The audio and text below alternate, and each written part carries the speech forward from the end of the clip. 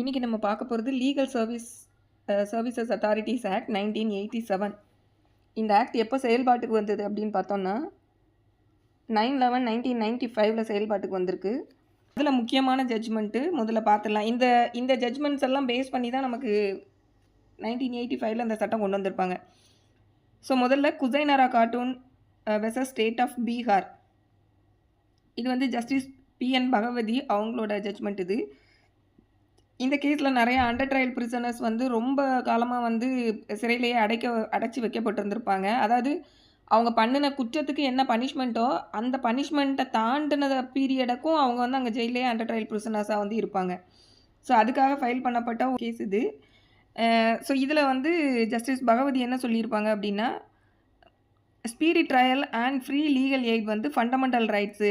Article 21 Indian கான்ஸ்டியூஷனுக்கு கீழே நமக்கு வரக்கூடிய ரைட் டு லைஃப் அண்ட் லிபர்ட்டின்னு சொல்லக்கூடிய ஃபண்டமெண்டல் ரைட்டுக்குள்ளே speedy trial and free legal aid அப்படிங்கிறது அதுக்கு கீழே வந்து கவர் ஆகும் அப்படிங்கிறத இந்த ஜட்ஜ்மெண்ட்டில் சொல்லியிருப்பாங்க. Then state has a constitutional obligation to provide legal assistance to indigent accused அப்படிங்கிறதே இதில் சொல்லியிருப்பாங்க. இது வந்து ஸ்டேட்டோட ஒரு ஆப்ளிகேஷன். ஸோ அவங்க கண்டிப்பாக வந்து இந்த ஃப்ரீ லீகல் எய்ட் கொடுக்கறதுக்கான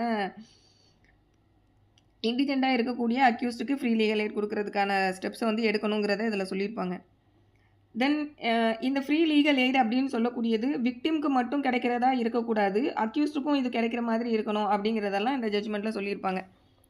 தென் அடுத்து முக்கியமான judgment Sheela Barse versus union of India.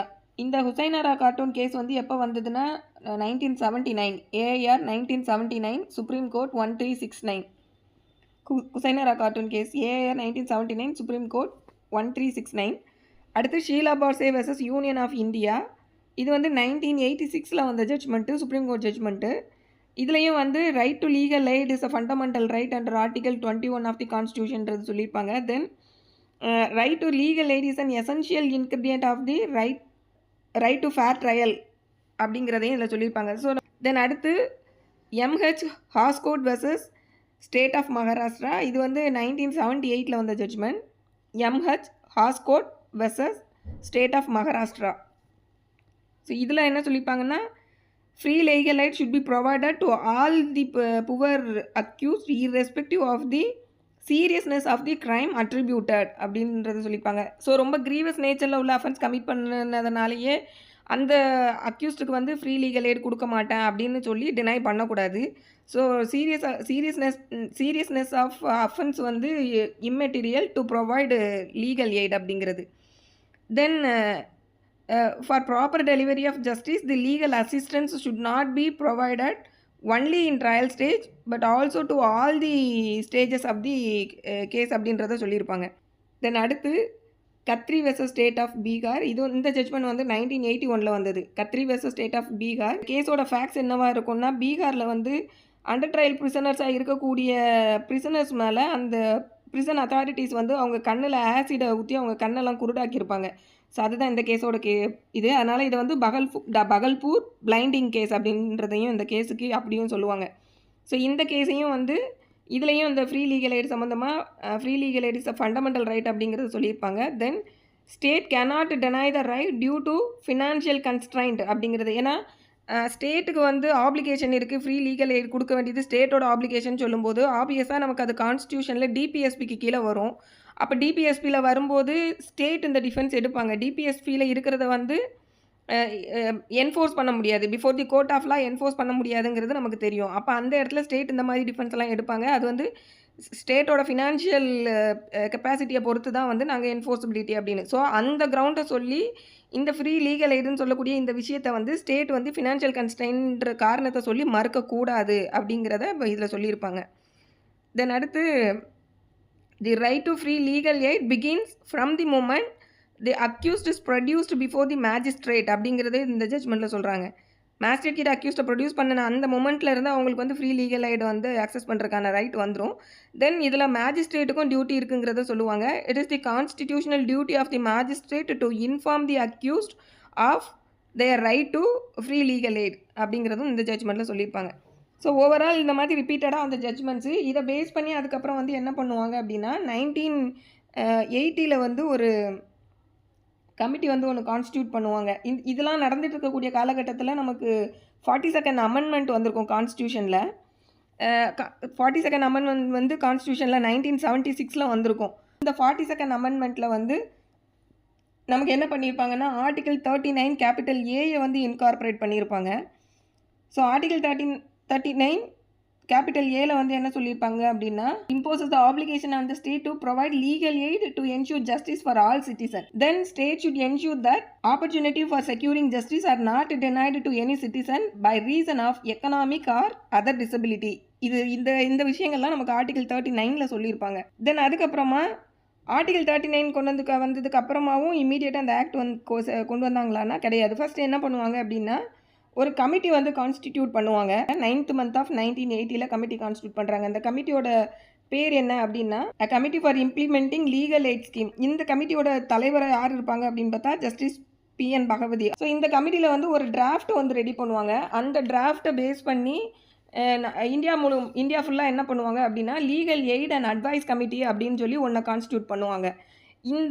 இந்த லீகல் எய்ட் அண்ட் அட்வைஸ் கமிட்டிக்கு வந்து ஒரு சாங்ஷனிங் அத்தாரிட்டி இருக்காது.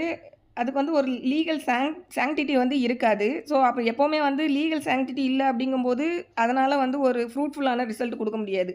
ஸோ அந்த மாதிரி இருக்கும். ஸோ சப்சிக்வெண்ட்டாக வந்து இதுக்கு நல்லா எஃபெக்டிவான ஒரு இதை கொண்டு வரணும் அப்படின்னு சொல்லி 1987 நமக்கு லீகல் சர்வீஸ் அத்தாரிட்டிஸ் ஆக்ட் அப்படிங்கிறத வந்து எனாக்ட் பண்ணுறாங்க.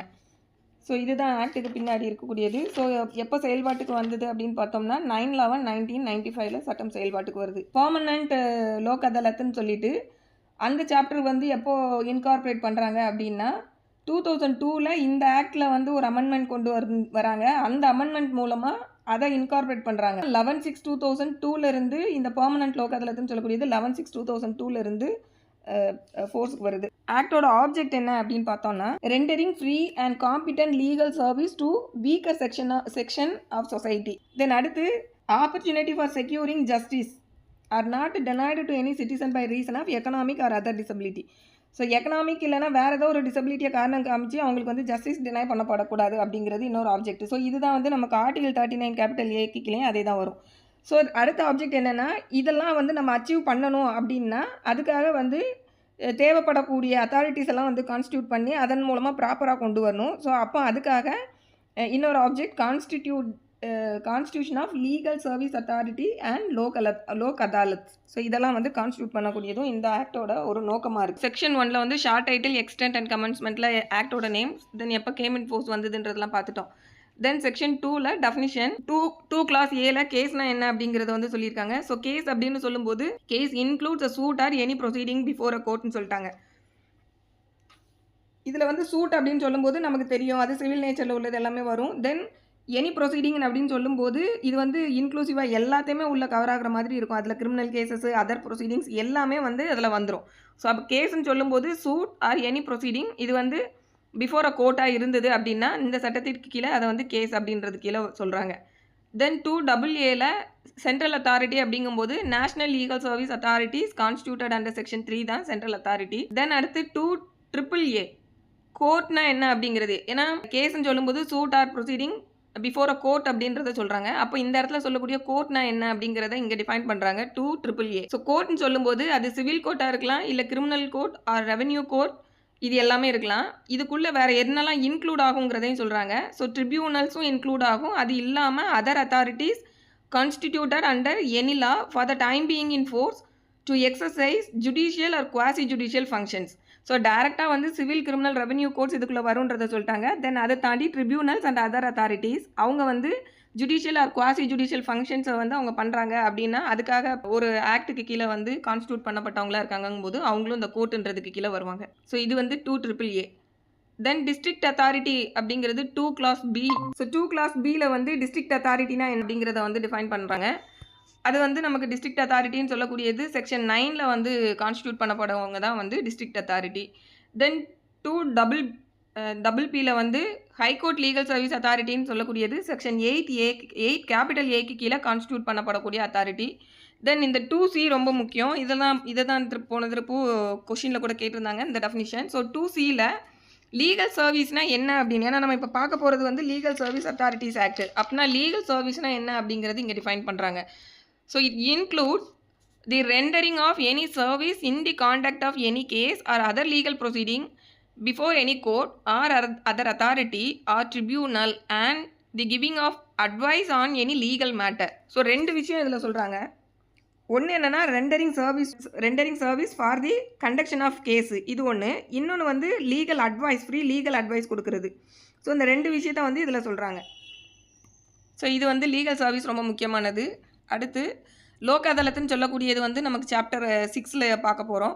தென் நோட்டிஃபிகேஷன் சொல்லக்கூடியது அஃபிஷியல் கெசட்டில் நோட்டிஃபை பண்ணுறது.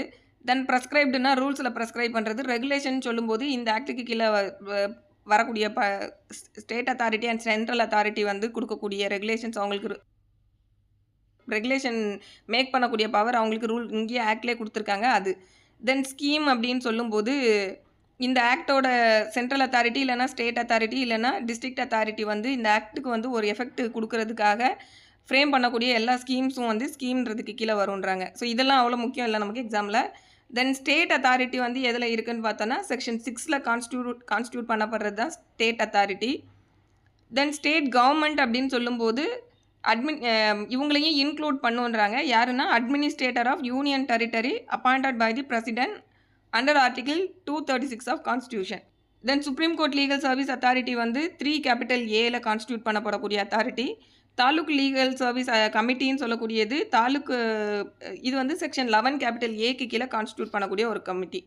ஸோ இதுதான் வந்து டெஃபினிஷனில் இருக்கக்கூடியது. இதில் அந்த முக்கியமான 2 டெஃபினிஷன்ஸ் மட்டும் ப்ரொவிஷனோட பார்த்துக்கிட்டிங்கன்னா நல்லது. தென் அடுத்து சாப்டர் 2ல் constitution of national legal service authority, இதை வந்து சென்ட்ரல் அத்தாரிட்டி அப்படின்னு சொல்லுவாங்க. ஸோ இதில் யாரெல்லாம் இருப்பாங்க அப்படின்னு பார்த்தோன்னா, ஒரு சுப்ரீம் கோர்ட்டோட இதை முதல்ல யார் கான்ஸ்டியூட் பண்ணுறாங்க அப்படின்னா சென்ட்ரல் கவர்மெண்ட் தான் இந்த பாடியை வந்து கான்ஸ்டியூட் பண்ணுறாங்க.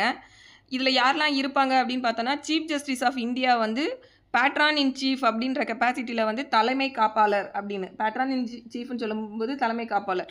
ஸோ அவங்க வந்து chief justice of India patron in chief அப்படின்ற கெப்பாசிட்டியில் இருப்பாங்க. தென் அதுக்கப்புறமா ஒரு சர்விங் ஆர் ரிட்டையர்ட் ஜட்ஜி யாருனாலும் இருக்கலாம். இப்போ சிட்டிங் ஜட்ஜி இல்லைனா ரிட்டையர்டான சுப்ரீம் கோர்ட் ஜட்ஜி ஒருத்தங்க. ஸோ அவங்கள வந்து பிரசிடென்ட் நாமினேட் பண்ணியிருக்கணும். இவங்க யாராக வருவாங்க அப்படின்னா, பிரசிடென்ட் வந்து சீஃப் ஜஸ்டிஸ் ஆஃப் இந்தியாவோட கன்சல்ட் பண்ணப்பட்டு நாமினேட் பண்ணப்பட்டவங்க. அவங்க வந்து எக்ஸிக்யூட்டிவ் சேர்மனாக இதில் இருப்பாங்க. தென் இது இல்லாமல் தேவைப்படக்கூடிய சச் அதர் மெம்பர்ஸ், அவங்களுக்கான குவாலிஃபிகேஷன் என்ன, எக்ஸ்பீரியன்ஸ் என்ன, எத்தனை நம்பர்ஸ் வந்து அதர் மெம்பர்ஸ்ன்னு சொல்லும்போது எவ்வளோ பேர் அதில் கான்ஸ்டியூட் பண்ணணும் அப்படிங்கிறதெல்லாம் வந்து ரூல்ஸில் வந்து ப்ரெஸ்கிரைப் பண்ணி கொடுத்துருக்க மேனரில் இருக்கணும் அப்படிங்கிறது. தென் இது இல்லாமல் ஒரு மெம்பர் செக்ரட்டரி அப்படின்னு சொல்லக்கூடியவங்கள ஒருத்தங்களை அப்பாயிண்ட் பண்ணணும். ஸோ இதையும் வந்து சென்ட்ரல் கவர்மெண்ட் வந்து சீஃப் ஜஸ்டிஸ் ஆஃப் இந்தியா கிட்ட கன்சல்ட் பண்ணிவிட்டு மெம்பர் செக்ரட்டரி அப்படின்னு சொல்லக்கூடியவங்கள இந்த அத்தாரிட்டிக்காக அவங்கள வந்து அப்பாயிண்ட் பண்ணுறாங்க. ஸோ அவங்களுக்கான குவாலிஃபிகேஷன் எக்ஸ்பீரியன்ஸ்லாம் வந்து நமக்கு ரூல்ஸில் ப்ரெஸ்கிரைப் பண்ணி கொடுத்துருக்க மேனரில் இருக்கும். ஸோ இந்த மெம்பர் செக்ரட்டரி வந்து என்னவா ஃபங்க்ஷன் ஆவாங்க அப்படின்னு பார்த்தோன்னா, எக்ஸிக்யூட்டிவ் சேர்மனுக்கு கீழே அவங்க சொல்லக்கூடிய அந்த டியூட்டிஸ் எல்லாம் வந்து பெர்ஃபார்ம் பண்ணக்கூடிய இதில் வந்து இவங்க இருப்பாங்க. அதுதான் இங்கே சொல்கிறாங்க, to exercise such power and perform such duties under the executive chairman of the central authority as may be prescribed by the government அப்படின்றது. ஸோ அப்போ மேஜராக இதில் பார்க்க வேண்டியது, சீஃப் ஜஸ்டிஸ் ஆஃப் இந்தியா வந்து பேட்ரான் இன் சீஃப்ன்றதில் இருப்பாங்க. அதுக்கப்புறம் ஒரு எக்ஸிக்யூட்டிவ் சேர்மன் வந்து serving or retired judge of supreme court. Then அடுத்து ஒரு மெம்பர் செக்ரட்டரி.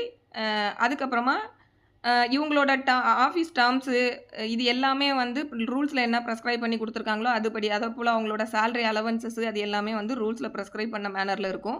இவங்க இல்லாது அதர் மெம்பர்ஸையும் வந்து அப்பாயிண்ட் பண்ணணுன்னா இந்த அத்தாரிட்டிக்கு வந்து மற்ற ஆஃபீஸ் எம்ப்ளாயீஸ் எல்லாம் வந்து அப்பாயிண்ட் பண்ணிக்கக்கூடிய காம்பிடென்சி இந்த அத்தாரிட்டிக்கு இருக்குது. தென் இந்த அத்தாரிட்டியோட ஆர்டர்ஸ் எல்லாமே யார் ஆத்தென்டிகேட்டட் பர்சன், அந்த ஆர்டர்ஸ் அண்ட் டெசிஷன்ஸ் எல்லாமே வந்து ஆத்தென்டிகேட்டட் பண்ண வேண்டிய நபர் வந்து மெம்பர் செக்ரட்டரி. அதுதான் வந்து இதில் முக்கியம். All orders and decision of the central authority shall be authenticated by the member secretary or any other officer of the central authority duly authorised by the executive chairman. So member secretary தான் வந்து authenticated person. Suppose வேறு யாரையாவது executive chairman வந்து இவங்க இல்லாதப்போ வேறு யாரையாவது duly authorise பண்ணியிருக்காங்கன்னா அவங்க அந்த இடத்துல வருவாங்க. இதில் இன்னொரு முக்கியமானது ஒன் வேர்டுக்கு கேட்கலான்னா, இந்த administrative expenses relating to central authority எல்லாமே எந்த ஃபண்டில் இருந்து எடுத்து பயன்படுத்தணும்னு பார்த்தோம்னா, consolidated fund of India. So 3A வந்து பின்னாடி அதை தனியாக ஒரு காம்போவில் பார்க்கலாம். தென் செக்ஷன் 4 செக்ஷன் 4ல வந்து இவங்களோட இந்த சென்ட்ரல் அத்தாரிட்டியோட ஃபங்க்ஷன்ஸ் என்ன அப்படிங்கிறத சொல்லியிருக்காங்க. இது நானே வந்து ஓரலாக வேகமாக இதில் என்னெல்லாம் ஃபங்க்ஷன்ஸ் இருக்குங்கிறத சொல்லிடுறேன். ஸோ இவங்களோட மெயின் ஃபங்க்ஷன்ஸ் வந்து lay down policies of legal service, schemes, இதுக்கான ஸ்கீம்ஸ் மேக் பண்ண வேண்டியதெல்லாம் இவங்க தான். தென் ஃபண்ட்ஸ் வந்து அலாட் பண்ணுறது. ஃபண்ட் அலாட்மெண்ட்டுன்னு சொல்லும்போது யாருக்கெல்லாம் இவங்க ஃபண்ட் அலாட் பண்ணுவாங்கன்னா, ஸ்டேட்டு இந்த லீகல் சர்வீஸ் அத்தாரிட்டிஸ்க்கு வந்து இவங்ககிட்ட இருந்து தான் ஃபண்ட் அலாட்மெண்ட் வந்து போகும். ஸோ அந்த allotment of funds. Then social ஒர்க்கர்ஸ்க்கு வந்து இந்த லீகல் ஸ்கில்லில் வந்து ட்ரைனிங் கொடுக்கக்கூடியது இவங்களோட main function. So training social workers in the field of legal skills. Then legal aid கேம்ப்ஸை வந்து ஆர்கனைஸ் பண்ண வேண்டியது. தென் செட்டில்மெண்ட்ஸை வந்து லோக் அதாலத்து மூலமாக கேஸஸை வந்து டிஸ்பியூட்ஸை வந்து செட்டில் பண்ணுறதுக்கு என்கரேஜ் பண்ண வேண்டிய ஒரு ஃபங்க்ஷனும் இவங்களோடது இருக்குது. தென் அடுத்து to promote research in the field of legal service. So research work இந்த லீகல் சர்வீஸ் ஃபீல்டில் தேவைப்படக்கூடிய ரிசர்ச் ஒர்க் பண்ணக்கூடியது. Then to ensure the commitment to part 4 and 4A. So இந்த ஃபங்க்ஷன் இவங்களோடது. Then to monitor legal aid programmes. அடுத்த duty வந்து to promote legal service clinics in university and law colleges. அடுத்தப்போ வந்து legal லிட்ரஸியை வந்து spread பண்ணணும். அதாவது சட்டக்கல்வி தொடர்புப்பட்ட அறிவை வந்து ஸ்ப்ரெட் பண்ண வேண்டிய ஃபங்க்ஷன் இவங்களோடது. Then enlist support of voluntary social service institution at the grass root level. தன்னார்வ சேவை நிறுவனங்கள்லாம் இருப்பாங்க இல்லையா, ஸோ அந்த சேவை தன்னார்வ சமூக சேவை அமைப்புகளோட ஆதரவெல்லாம் சேகரிக்க வேண்டியது இவங்களோட ஒரு டியூட்டி. ஸோ இதெல்லாம் வந்து இந்த செக்ஷன் 4ல் சொல்லியிருப்பாங்க. தென் அடுத்து செக்ஷன் 5 பொறுத்த வரைக்கும் இது ரொம்ப சிம்பிளான விஷயந்தான். செக்ஷன் 5ல் வந்து இந்த சென்ட்ரல் அத்தாரிட்டி இந்த ஆக்டுக்கு கீழே வரக்கூடிய மற்ற அத்தாரிட்டிஸ் எல்லாரும் கூட அமைப்புகளோட சேர்ந்து இவங்க செயல்படணும், கோஆர்டினேட் பண்ணி, அதாவது நான் கவர்மெண்டல் ஏஜென்சிஸ் இல்லைனா இதில் இருக்கக்கூடிய மற்ற ஏஜென்சிஸ், யூனிவர்சிட்டிஸ் எல்லாரும் கூடயும் சேர்ந்து கோஆப்ரேட் பண்ணி ஃபங்க்ஷன் ஆகணும்னு சொல்லக்கூடியது செக்ஷன் 5. தென் செக்ஷன் 6 வந்து ஸ்டேட் லீகல் சர்வீஸ் அத்தாரிட்டி. இதில் வந்து இதை கான்ஸ்டியூட் பண்ணுறது யார் அப்படின்னு பார்த்தோன்னா ஸ்டேட் கவர்மெண்ட் இதை கான்ஸ்டியூட் பண்ணுவாங்க. தென் இதில் யாரெல்லாம் இருப்பாங்க அப்படின்னு பார்த்தோன்னா ஹைகோர்ட்டோட சீஃப் ஜஸ்டிஸ் வந்து பேட்ரான் இன் சீஃப் அப்படின்ற கெப்பாசிட்டியில் இருப்பாங்க. தென் ஒரு ரிட்டையர்ட் சர்விங் ஜட்ஜ் வந்து எக்ஸிக்யூட்டிவ் சேர்மனாக வந்து இருப்பாங்க. இவங்க வந்து nominated by government in consultation with chief justice of high court. Then அடுத்து சச் அதர் மெம்பர்ஸ் வந்து நமக்கு ரூல்ஸில் என்ன ப்ரெஸ்கிரைப் பண்ணி கொடுத்துருக்காங்களோ அந்த அத்தனை எண்ணிக்கையிலான மெம்பர்ஸு. அடுத்தப்போ வந்து இதுக்கும் வந்து ஒரு மெம்பர் செக்ரட்டரி அப்படிங்கிறத அப்பாயிண்ட் பண்ணுவாங்க. ஸோ இந்த மெம்பர் செக்ரட்டரின்னு சொல்லும்போது நம்ம அங்கே மேலே பார்த்த மாதிரியே தான் இந்த எக்ஸிக்யூட்டிவ் சேர்மனுக்கு கீழே அவங்களுக்கு கீழே வந்து இவங்க பெர்ஃபார்ம் பண்ணுற மாதிரி இருப்பாங்க. ஸோ இந்த மெம்பர் செக்ரட்டரி அப்படின்னு சொல்லும்போது இவங்களோட குவாலிஃபிகேஷன் என்ன அப்படின்னு பார்த்தோம்னா, a person belonging to the state higher judicial service not lower in rank than that of a district judge அப்படின்னு சொல்லியிருக்காங்க. ஸோ ஹையர் ஜுடிஷியரி சர்வீஸில் வந்து அதுக்கு தொடர்புபட்ட நபராக இருக்கணும், but not below the rank of district judge அப்படிங்கிறது இந்த மெம்பர் செக்ரட்டரிக்கான குவாலிஃபிகேஷன் இங்கே சொல்லியிருக்காங்க. தென் அடுத்து இந்த ப்ரொவைடர் கிளாஸில் என்ன சொல்லியிருப்பாங்க அப்படின்னா, இந்த சட்டம் இந்த லீகல் சர்வீசஸ் அத்தாரிட்டிஸ் ஆக்ட் வர்றதுக்கு முன்னாடி state legal aid and advice போர்டுன்னு சொல்லக்கூடிய அதில் யார் செக்ரட்டரியாக இருந்தாங்களோ அந்த பர்சனை இப்போ இந்த சட்டம் வந்ததுக்கு அப்புறமா கூட மெம்பர் செக்ரட்டரியாக அப்பாயிண்ட் பண்ணிக்கலாம். Even though he has not possess the qualification mentioned above. நம்ம இப்போ மேலே பார்த்தோம் இல்லையா, அந்த குவாலிஃபிகேஷன் இல்லைனா கூட இந்த செக்ரட்டரியை வந்து மெம்பர் செக்ரட்டரியாக அப்பாயிண்ட் பண்ணுறதுக்கு கவர்மெண்ட்க்கு வந்து காம்பிடன்சி இருக்குது. ஸோ அது வந்து not for a period not exceeding 5 years அப்படிங்கிறது இந்த ப்ரொவைடரில் சொல்லியிருக்காங்க. தென் அடுத்து இந்த டேர்ம்ஸ் இவங்களோட சேலரி மற்ற இந்த விஷயங்கள் எல்லாமே வந்து ரூல்ஸில் ப்ரெஸ்கிரைப் பண்ணி கொடுத்துருக்க மெத்தடில் இருக்கும் அப்படிங்கிறது. தென் இந்த அத்தாரிட்டி வந்து இவங்களுக்கு தேவைப்படக்கூடிய அதர் ஆஃபீஸர்ஸ் அண்ட் எம்ப்ளாயர்ஸை வந்து இவங்க அப்பாயிண்ட் பண்ணிக்கலாம். தென் இவங்களுக்குள்ள இந்த அட்மினிஸ்ட்ரேட்டிவ் எக்ஸ்பென்சஸ், சேலரி, அலவன்சஸ் எல்லாமே வந்து எதுலேருந்து இருப்பாங்கன்னா இதுவும் consolidated fund of the state அதிலேருந்து டிஃப்ரே பண்ணப்படும். தென் இந்த ஸ்டேட் அத்தாரிட்டியோட எல்லா ஆர்டர்ஸ் அண்ட் டெசிஷன்ஸும் வந்து authenticated by the member secretary. Suppose அவங்க இல்லைனா வேறு யாரையாவது எக்ஸிக்யூட்டிவ் சேர்மன் வந்து அந்த இதுக்காக டியூலி ஆத்தரைஸ் பண்ணியிருக்காங்கன்னா அந்த பர்சனோட நேமில் நடக்கும். ஸோ இதெல்லாம் சொல்லக்கூடியது செக்ஷன் 6. தென் செக்ஷன் 7ல் வந்து ஃபங்க்ஷன்ஸுக்கு வந்து to give effect to the direction given by the national legal service authority or central authority. அதாவது சென்ட்ரல் அத்தாரிட்டி தான் வந்து நேஷனல் லீகல் சர்வீஸ் அத்தாரிட்டி. அவங்க வந்து இவங்களுக்கு என்ன டைரக்ஷன்ஸ் கொடுக்காங்களோ அதை வந்து செயல்படுத்தணும். தென் அடுத்து provide legal service to the person in need. ஆக்டோட எய்மில் அது ஒன்று. ஸோ அந்த இது லீகல் சர்வீஸை வந்து தேவைப்படக்கூடிய நபர்களுக்கு வந்து ப்ரொவைட் பண்ண வேண்டியது. தென் லோக் அதாலத்தை கண்டக்ட் பண்ணணும். ஸோ அதுவும் இவங்களோட ஒரு duty. Then conduct legal aid programmes. So இதெல்லாம் உங்களோடது. தென் இது இல்லாமல் வேறு ஏதாவது அதர் ஃபங்க்ஷன்ஸ் வந்து இவங்களுக்கு அலோகேட் பண்ணப்படுதுன்னா அதெல்லாம். ஸோ இது வந்து செக்ஷன் 7. தென் செக்ஷன் 8 பொறுத்த வரைக்கும் இவங்க வந்து மற்ற other authorities governmental and non governmental agencies இல்லைன்னா வாலண்டரி ஏஜென்சிஸ் கூடலாம் சேர்ந்து கோஆர்டினேட் பண்ணி இவங்க இந்த ஆக்டோட ஆப்ஜெக்டை செயல்படுத்துறதுக்கு செயல்படணும்னு சொல்லக்கூடியது செக்ஷன் 8. தென் 8A வந்து நம்ம தனியாக ஒரு காம்போவில் பார்த்துடலாம். 9 வந்து டிஸ்ட்ரிக்ட் லீகல் சர்வீஸ் அத்தாரிட்டி. இது வந்து செக்ஷனை வந்து ஞாபகம் வைக்கிறது நமக்கு ரொம்ப ஈஸி தான். 3 to 5 வரைக்கும் நேஷ்னல் லீகல் சர்வீஸ் அத்தாரிட்டி, அதாவது மொத்தம் 3 செக்ஷன் 3, 4, 5. அடுத்து ஸ்டேட் லீகல் சர்வீஸ் அத்தாரிட்டிஸ் வந்து 6 to 8, 6, 7, 8 இந்த 3 ப்ரொவிஷனும். தென் டிஸ்ட்ரிக்ட் லீகல் சர்வீஸ் அத்தாரிட்டி வந்து 9 to 11, அதாவது 9, 10, 11 இந்த 3 செக்ஷன். ஸோ இது ஈஸியாக ஞாபகம் வச்சுக்கலாம். இது இல்லாமல் 3 கமிட்டி வந்து இதில் கான்ஸ்டியூட் பண்ணியிருக்காங்க. ஒன்று வந்து சுப்ரீம் கோர்ட் கமிட்டி, இன்னொன்று வந்து ஹைகோர்ட் லெவலில் ஹைகோர்ட் கமிட்டி அண்ட் தாலுக் லெவலில் ஒரு கமிட்டி. ஸோ இந்த 3 வந்து 3 லீகல் சர்வீஸ் கமிட்டி தான். இது வந்து 3மே வந்து எந்த ப்ரொவிஷனில் இருக்குன்னா 3 capital A, then 8 capital A, then 11 capital A and 11 capital B. இப்போது நம்ம செக்ஷன் 9 வந்து பார்த்துட்ருக்கோம். District legal service authority. இது வந்து ஸ்டேட் கவர்மெண்ட் வந்து கான்ஸ்டியூட் பண்ணக்கூடியது. சீஃப் ஜஸ்டிஸ் ஆஃப் ஹைகோர்ட் கிட்ட கன்சல்ட் பண்ணிவிட்டு கான்ஸ்டியூட் பண்ணக்கூடிய ஒரு அத்தாரிட்டி. இதில் யாரெல்லாம் இருப்பாங்க அப்படின்னா டிஸ்ட்ரிக்ட் ஜட்ஜ் வந்து இதோட சேர்மனாக இருப்பாங்க. அது இல்லாமல் அதர் மெம்பர்ஸ் தேவைப்படக்கூடிய மெம்பர்ஸை வந்து கவர்மெண்ட் வந்து சீஃப் ஜஸ்டிஸ் கிட்ட வந்து கன்சல்ட் பண்ணிவிட்டு அதுக்கப்புறமா வந்து அப்பாயிண்ட் பண்ணுவாங்க. தென் அடுத்து so not lower in rank than that of a subordinate judge or civil judge அப்படிங்கிறது இதில் சொல்லியிருக்காங்க. ஸோ இவங்க வந்து செக்ரட்டரியாக அப்பாயிண்ட் பண்ணப்படுறாங்க. இவங்களோட டேர்ம்ஸு ஆஃபீஸு எல்லாமே ரூல்ஸில் ப்ரெஸ்கிரைப் பண்ணின மேனரில் இருக்கும். தென் இவங்களை இந்த அத்தாரிட்டிக்கான ஃபண்ட்ஸ் எல்லாமே வந்து கன்சாலிடேட்டட் ஃபண்ட் ஆஃப் ஸ்டேட் அதில் இருந்து எடுத்து இதில் டிஃப்ரை பண்ணுவாங்க. அடுத்து இந்த அத்தாரிட்டியோட டெசிஷன்ஸ் எல்லாமே வந்து செக்ரட்டரியோட நேமில் வந்து ஆத்தென்டிகேட் பண்ணப்படும். இது எல்லாம் சொல்லக்கூடியது செக்ஷன் 9. தென் செக்ஷன் 10ல் functions of district authority. State authority வந்து இவங்களுக்கு என்னென்ன ஒர்க்கை வந்து அலோகேட் பண்ணி கொடுக்காங்களோ அந்த ஒர்க்ஸை வந்து இவங்க அந்த ஃபங்க்ஷனெல்லாம் இவங்க பெர்ஃபார்ம் பண்ணணும். அடுத்து இவங்க வந்து this authority should coordinate the activities of the legal service in the district. அந்த டிஸ்ட்ரிக்டில் இருக்கக்கூடிய மற்ற இவங்களோட லீகல் ஆக்டிவிட்டீஸில் வந்து கோஆர்டினேட் பண்ணி இவங்க செயல்படணும் அந்தந்த மாவட்டத்தில் இருக்கக்கூடியதில். தென் ஆர்கனைஸ் லீகல் லோக் அதாலத்தை ஆர்கனைஸ் பண்ண வேண்டியது. அதாவது இது வந்து அந்தந்த டிஸ்ட்ரிக்டில் அவங்களோட இது எல்கைக்குள்ளே அவங்க ஜூரிஸ்டிக்ஷனுக்குள்ளே வந்து இவங்க பண்ணுவாங்க. ஸோ அது வந்து டு ஆர்கனைஸ் தி லோக் அதாலத், இதுவும் அவங்களோட ஃபங்க்ஷன். தென் வேறு ஏதாவது ஃபங்க்ஷன்ஸ் வந்து இவங்களுக்குன்னு அலோகேட் பண்ணி கொடுக்கப்படுதுன்னா அது எல்லாத்தையும் இவங்க பெர்ஃபார்ம் பண்ணணும்னு சொல்லக்கூடியது செக்ஷன் 10. செக்ஷன் 11 வந்து வழக்கம் போல் நம்ம இதுக்கு முன்னாடி உள்ள 2 அத்தாரிட்டிக்கும் பார்த்த மாதிரி மற்ற அத்தாரிட்டிஸோடு இவங்க இணைந்து அது governmental or non governmental organisations அவங்களோட சேர்ந்து கோஆர்டினேட் பண்ணி செயல்படணுன்றது. ஸோ இதெல்லாம் வந்து லீகல் சர்வீஸ் அத்தாரிட்டிஸ்ன்றதுக்கு கீழே வராங்க. கமிட்டியை பொறுத்த வரைக்கும் செக்ஷன் 3A வந்து supreme court legal service committee. So இது வந்து constituted by the central authority. Central authority நம்ம செக்ஷன் 3ல் பார்த்தோம் இல்லையா, அவங்க கான்ஸ்டியூட் பண்ணக்கூடிய அத்தாரிட்டி தான் வந்து இந்த supreme court legal service committee அப்படின்னு சொல்லக்கூடியது. ஸோ இவங்களோட ஃபங்க்ஷன் என்ன அப்படின்னு பார்த்தோன்னா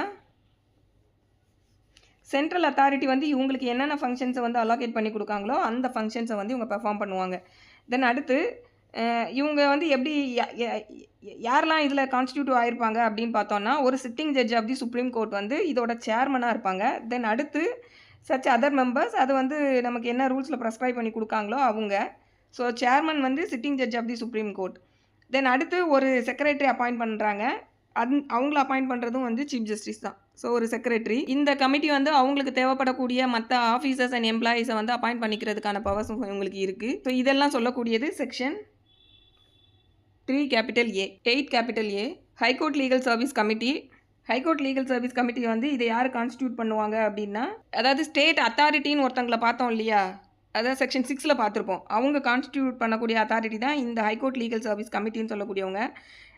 இவங்களுக்கு வந்து இந்த ஸ்டேட் அத்தாரிட்டிஸ் வந்து என்ன ஒர்க்ஸை வந்து இவங்களுக்கு அலோகேட் பண்ணி கொடுக்காங்களோ அதை பெர்ஃபார்ம் பண்ணுறதுக்கான ஒரு அத்தாரிட்டி இவங்க. இதில் யாரெல்லாம் இருப்பாங்க அப்படின்னா, ஒரு sitting judge of the high court, அவங்க சேர்மனாக இருப்பாங்க. தென் சச் அதர் மெம்பர்ஸ் வந்து as may be determined by ரெகுலேஷன்றது சொல்லிட்டாங்க. தென் அடுத்து chief justice of high court shall appoint a secretary. So ஒரு சிட்டிங் ஜட்ஜ் வந்து சேர்மனாக இருக்காங்க, அது இல்லாமல் அதர் மெம்பர்ஸ், அது இல்லாமல் ஃபர்தராக வந்து சீஃப் ஜஸ்டிஸ் ஆஃப் ஹைகோர்ட் வந்து ஒரு செக்ரட்டரியை வந்து இதுக்கு அப்பாயிண்ட் பண்ணி கொடுக்காங்க. ஸோ இவங்களோட டேர்ம்ஸ் அண்ட் ஆஃபீஸு இல்லை இவங்களுக்கு தேவைப்படக்கூடிய மற்ற அதர் ஆஃபீஸஸ் அப்பாயிண்ட் பண்ணுறதுக்கு இது எல்லாமே வந்து அவங்களுக்கு பவர் இருக்குது. டேர்ம்ஸ் அண்ட் கண்டிஷன்ஸ் வந்து எல்லாமே வந்து ரெகுலேஷன்ஸில் என்ன சொல்லியிருக்காங்களோ அதுபடி இருக்கும் அப்படிங்கிறது. அடுத்து section 11 capital A and 11 capital B, இது வந்து தாலுக் லீகல் சர்வீஸ் கமிட்டின்னு சொல்லக்கூடியது. தாலுக் லீகல் சர்வீஸ் கமிட்டியை பொறுத்த வரைக்கும் இதில் 11 கேபிட்டல் ஏல வந்து கான்ஸ்டியூஷனை பற்றி சொல்லியிருக்காங்க, 11 கேபிட்டல் பியில் அவங்களோட ஃபங்க்ஷன்ஸ் என்ன அப்படிங்கிறத சொல்லியிருக்காங்க. ஸோ இதில் வந்து யாரெல்லாம் இருப்பாங்க அப்படின்னு பார்த்தோன்னா, இந்த அத்தாரிட்டியை கான்ஸ்டிடியூட் பண்ணக்கூடியது யார் அப்படின்னா, ஸ்டேட் அத்தாரிட்டி தான் இவங்களை கான்ஸ்டிடியூட் பண்ணுறாங்க இந்த கமிட்டியை. இதில் யாரெல்லாம் இருப்பாங்கன்னா, சீனியர் மோஸ்ட் ஜுடிஷியல் ஆஃபீஸர், இவங்க வந்து எக்ஸ் அஃபிஷியோ சேர்மன். அந்த தாலுக்கில் இருக்கக்கூடிய சீனியர் மோஸ்ட் ஜுடிஷியல் ஆஃபீஸர் வந்து இதோட சேர்மனாக இருப்பாங்க, எக்ஸ் அஃபிஷியோ சேர்மன். தென் அதுக்கப்புறம் தேவைப்படக்கூடிய சச் அதர் மெம்பர்ஸும் இதில் இருப்பாங்க. அது இல்லாமல்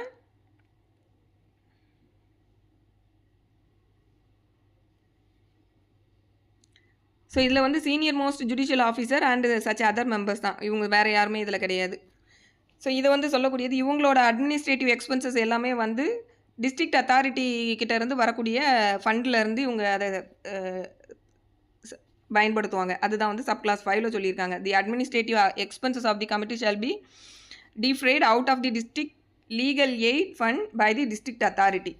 ஸோ அடுத்து செக்ஷன் 11 கேபிட்டல் பியில் வந்து இவங்களோட ஃபங்க்ஷன் என்னன்றது, இவங்க வந்து மற்ற லீகல் சர்வீசஸ் வந்து தாலுக் லெவலில் நடத்துறதுக்கு தேவையான எல்லா ஆக்டிவிட்டீஸில் கோஆர்டினேட் பண்ணணும், லோக் அதாலத்தை வந்து ஆர்கனைஸ் பண்ணணும் தாலுக் லெவலில்.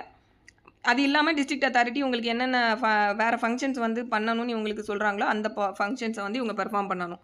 ஸோ இது வந்து 11 கேபிட்டல் பி. இதோட வந்து இந்த அத்தாரிட்டிஸ் அண்ட் கமிட்டிஸ் வந்து முடிஞ்சிருச்சு. சாப்டர் 4ல் வந்து இப்போ நம்ம இது வரைக்கும் பார்த்தது வந்து இந்த செக்ஷனில் இந்த கமிட்டி இருக்காங்க, அதோட மெயினாக அதோட சேர்பர்சனாக யார் இருக்காங்க அப்படின்றது மட்டும் ஓரளவுக்கு பார்த்துக்கிட்டா போதும் இந்த ஃபிலிம்ஸ் பொறுத்த வரைக்கும்.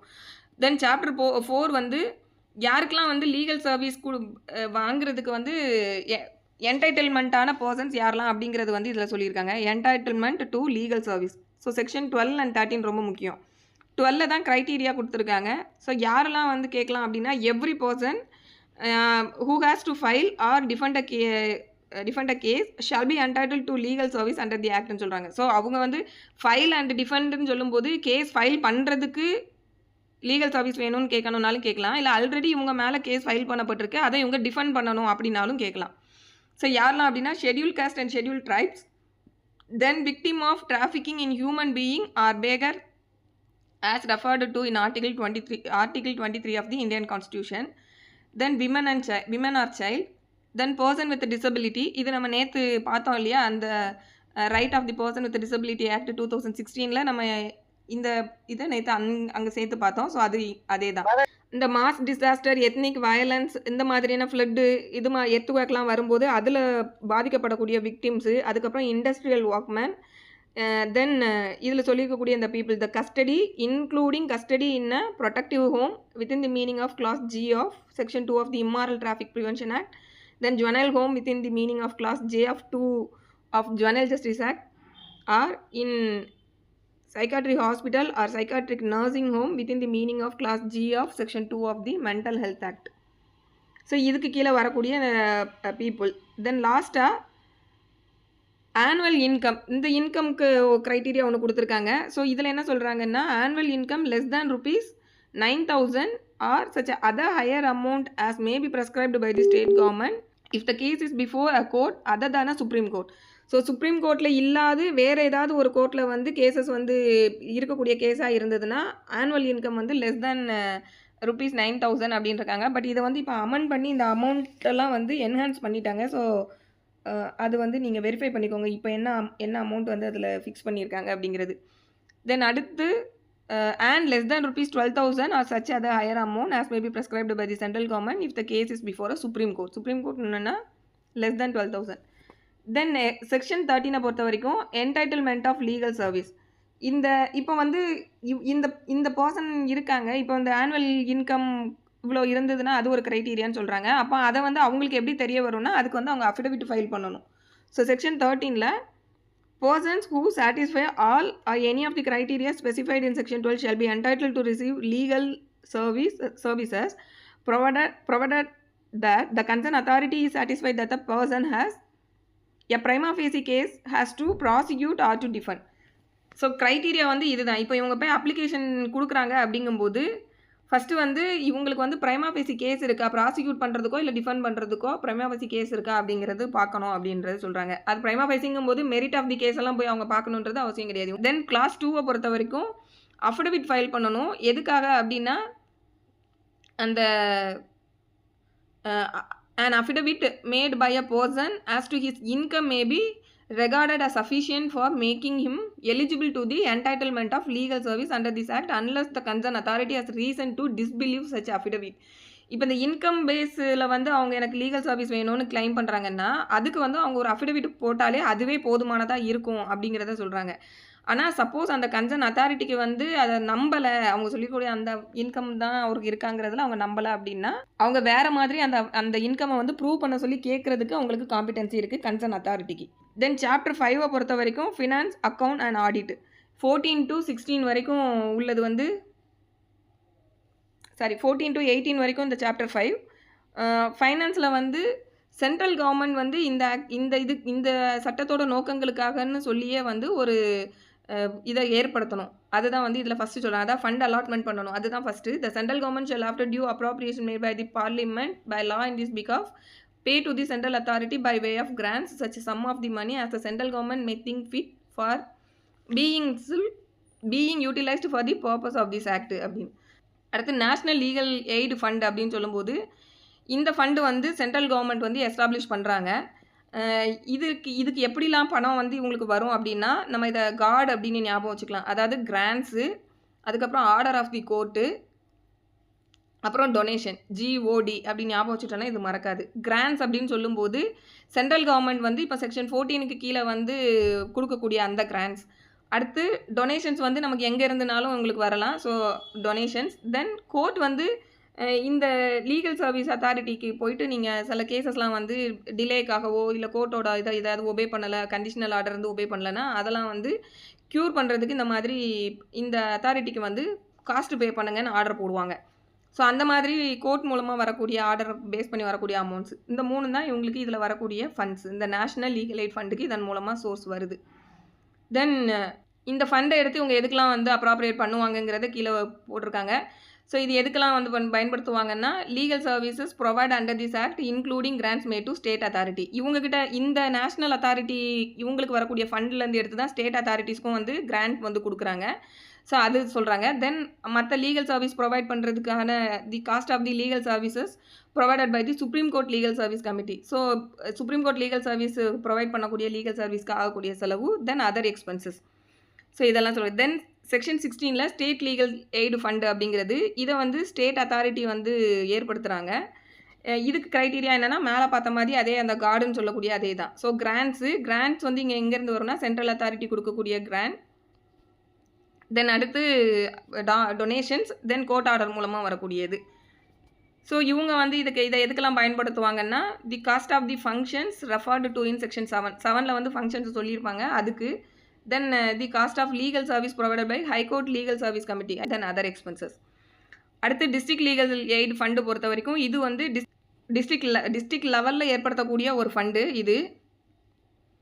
ஸோ இதுக்கும் வந்து நம்ம மேலே பார்த்த மாதிரி அதே அந்த 3 தான் கார்டுங்கிறத ஞாபகம் வச்சுக்கணும். ஸோ இதுக்கு வந்து எதுக்கெல்லாம் செலவு பண்ணுறாங்கன்னா cost of functions referred to in section 10 and 11B இந்த 2 ப்ரொவிஷனுக்கு கீழே வரக்கூடியது. தென் அதர் எக்ஸ்பென்சஸ். ஸோ இதுக்கப்புறமா இந்த செக்ஷன் 18 பொறுத்த வரைக்கும் அக்கௌண்ட்ஸ் அண்ட் ஆடிட்டில் என்ன சொல்லுவாங்க அப்படின்னா கண்ட்ரோலர் அண்ட் ஆடிட்டர் ஜென்ரல் அவங்க தான் வந்து எல்லா அக்கௌண்ட்ஸையும் வந்து ஆடிட் பண்ணணும் அப்படிங்கிறத சொல்லியிருக்காங்க. அதாவது தலைமை தணிக்கை அலுவலர் அப்படின்னு சொல்லி நமக்கு இது கான்ஸ்டிடியூஷனல் போஸ்ட்டு இந்த போஸ்ட்டு. ஸோ அந்த கண்ட்ரோலர் அண்ட் ஆடிட்டர் ஜெனரல் அவங்க தான் வந்து எல்லா அக்கௌண்ட்ஸையும் வந்து ஆடிட் பண்ணணும். இவங்க ஆடிட் பண்ணி முடிச்சதுக்கப்புறமா அவங்களோட ரிப்போர்ட்டை வந்துட்டு சென்ட்ரல் அத்தாரிட்டியாக இருந்ததுன்னா சென்ட்ரல் கவர்மெண்ட் கிட்டேயும், ஸ்டேட் அத்தாரிட்டி சம்மந்தப்பட்டதை வந்து ஸ்டேட் கவர்மெண்ட் கிட்டேயும் வந்து இவங்க சப்மிட் பண்ணணும். ஸோ இதை சப்மிட் பண்ணதுக்கப்புறம் பார்லிமெண்ட்டில் அது பிளேஸ் பண்ணப்படும். தென் சாப்டர் 6ல் இப்போ நமக்கு கொஷின் ஏரியா எக்ஸாமுக்குன்னு பார்த்தோன்னா இந்த சாப்டர் ரொம்ப முக்கியம். சாப்டர் 6 லோக் அதாலத். செக்ஷன் 19ல் ஆர்கனைசேஷன் ஆஃப் லோக் அதாலத் வந்து சொல்கிறாங்க. இதில் யாரெல்லாம் வந்து லோக் அதாலத்தை வந்து ஆர்கனைஸ் பண்ணலாம் அப்படின்னா, சென்ட்ரல் அத்தாரிட்டியை தவிர மீதி எல்லாருமே வந்து லோக் அதாலத்தை வந்து ஆர்கனைஸ் பண்ணலாம். இது ரொம்ப நல்லா ஞாபகம் வச்சுக்கோங்க. சென்ட்ரல் அத்தாரிட்டி மட்டும் இதில் வரமாட்டாங்க. ஸோ ஸ்டேட் அத்தாரிட்டி வருவாங்க, டிஸ்ட்ரிக்ட் அத்தாரிட்டி, தென் 3 கமிட்டியும், supreme court legal service committee, high court legal service committee and taluk legal service committee. இவங்க எல்லாருமே வந்து லோக் அதாலத்தை ஆர்கனைஸ் பண்ணுறதுக்கு காம்பிட்டண்ட்டான அத்தாரிட்டிஸாக இருப்பாங்க. சரி, இப்போ இதில் யாரெல்லாம் இருக்கணும் அப்படின்னு பார்த்தோன்னா, serving or retired judicial officers வந்து இதில் இருக்கலாம்.